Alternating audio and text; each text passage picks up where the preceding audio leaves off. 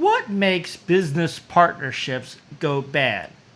You may be wondering, how can you determine whether maybe the business partnership you're thinking about, maybe the one you're involved in, how do you know whether it's going to go off the rails, whether it's going to stay on the tracks? How do you know whether it's going to be successful or not?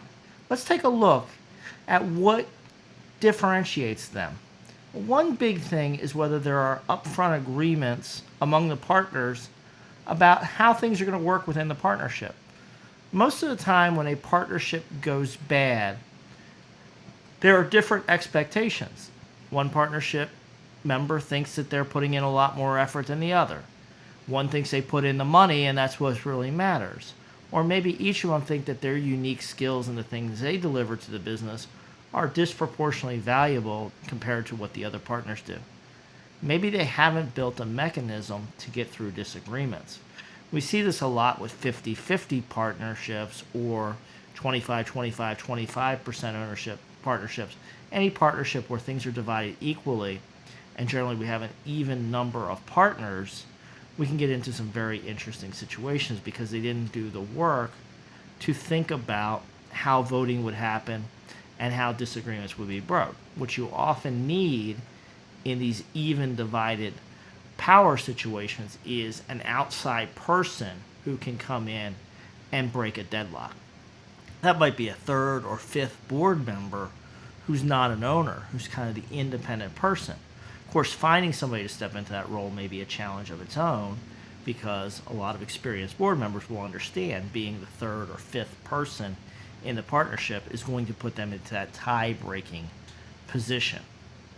But we have a lot of partnership failures for the failure to plan for what to do with deadlock situations.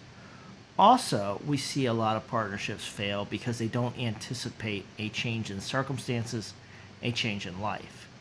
All of us go through changes in lives as our relationships evolve, as people die, as people are born, as we develop new learning as we go, our values change. And for some people, a business partnership which may have been highly valued may turn into a less valued partnership based on the circumstances in their life. And you may see them going a different direction. So what we want to do is build early safeguards into the business and the partnership to avoid situations where people diverge and then don't have a plan.